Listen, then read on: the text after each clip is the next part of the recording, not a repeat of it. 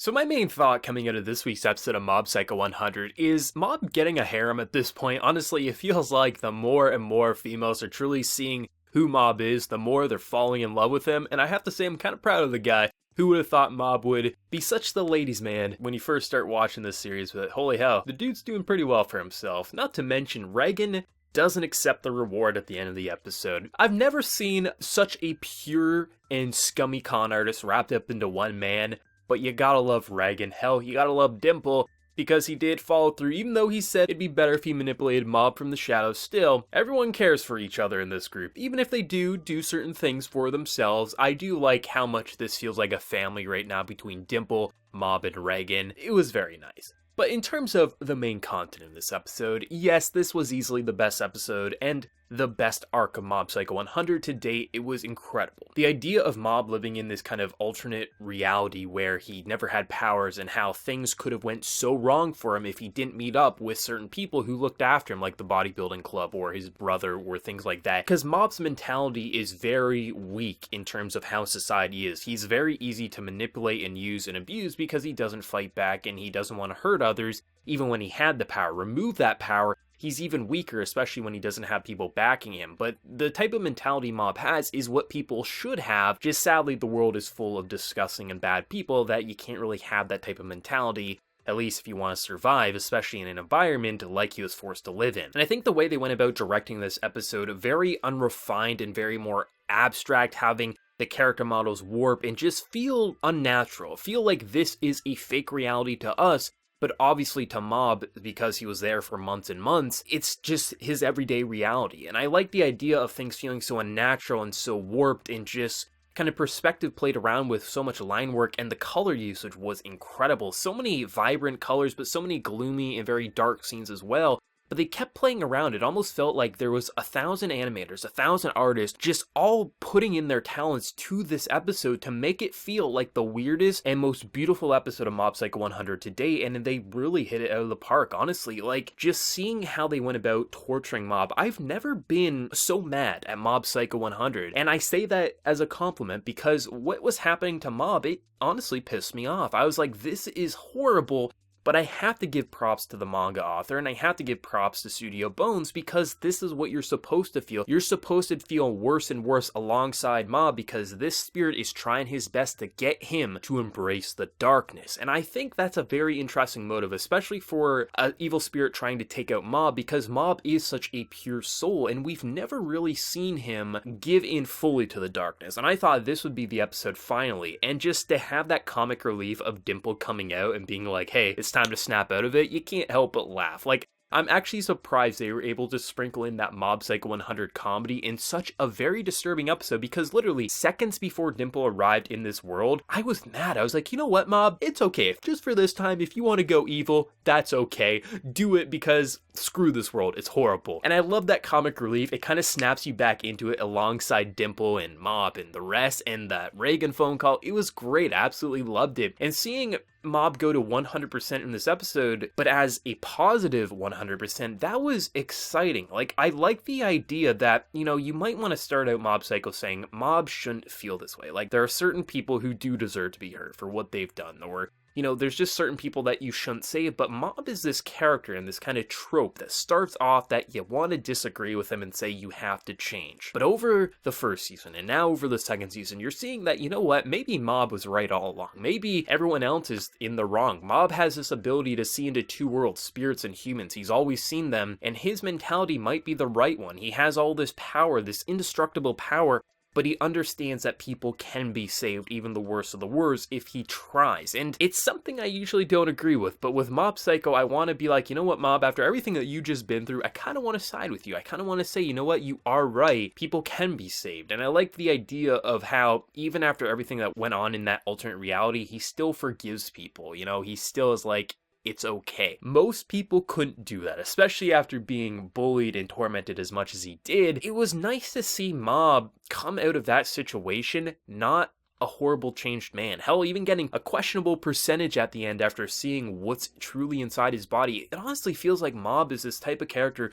who has an unlimited amount of power, but because he stays true to himself, he never gets consumed by that and becomes something that people would have to put down. The way the visuals, not only just the visuals, but the music at the final stretch of the episode, it was intense. It was not overly intense, but it was enough to build that atmosphere to make you very excited, but also a little worried, because even though Mob was at 100% in that scene, like, things were looking pretty gloomy for him. But the way the visuals were going, I just love how abstract this episode looked. Anytime anime just goes wild, they don't stick to polished character models, they allow things to be warped and kind of changed around with the perspective and the camera work. Like, that's the type of stuff I live for in anime.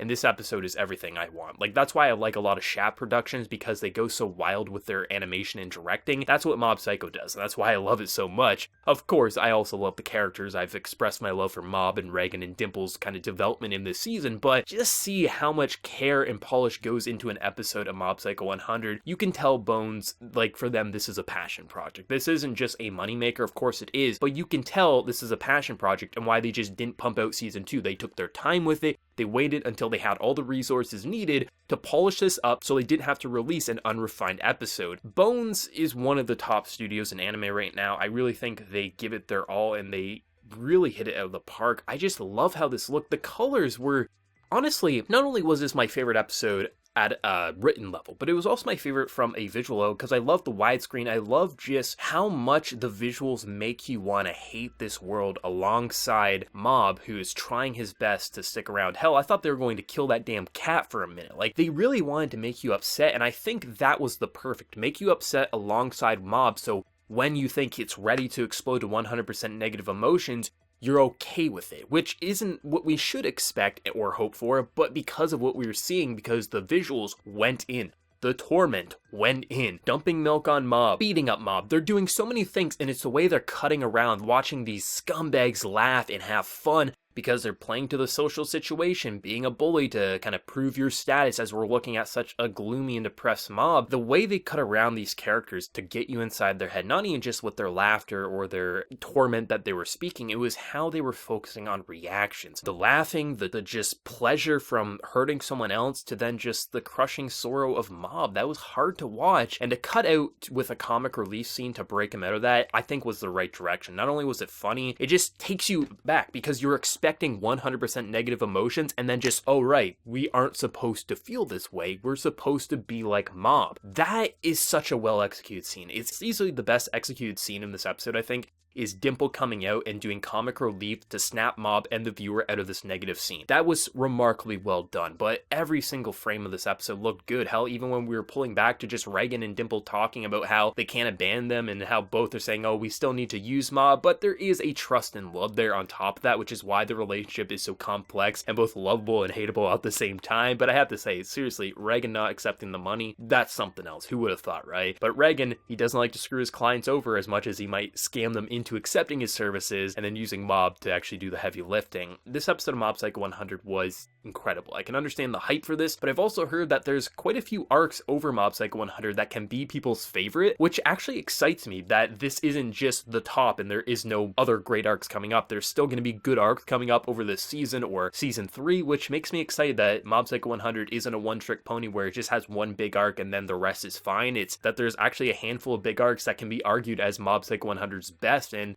honestly, that makes me pretty excited for future events. But I have to say, in terms of like thinking about what my favorite part of this season of Mob Psycho 100 is, it might be Dimple right now, because Dimple was always a fun character to me, but just seeing the emotional depth to this little slime ball floating in the air who you think, man, Mob should probably just get rid of this guy. I like how Mob literally trusted him enough to take over his body, and how even though he was thinking like, I should think of myself, he stuck around at the end and really saved the day in a lot of ways to help Mob snap out of it. Like, who would have thought telling people in season 1 that Dimple would be an all-star, who would actually be more than comic relief or just this manipulator on the outside, that he would actually rise to the occasion and help out Mob and not just take his body and run with it. Like, I love that. I love how you have characters like Reagan and Dimple who can be scummy and can be manipulative and kind of use Mob and say things that, yeah, they're admitting that they are bad people, but at the end of the day, they stick around for Mob, and that's why they're complex characters that I actually think are well written and actually have been developing over season 2. Really, really good stuff overall. Like, honestly, I can't express my love for these characters enough. Of course, Mob is my favorite character just because he's the most complex and kind of vulnerable, and he grows the most, but Reagan and Dimple, it's interesting how close they are to Mob in terms of favorite characters right now. Season 2, absolutely incredible. Absolutely incredible. I can't express my love for this series enough. Honestly, just, I don't know how this series can take such a great season 1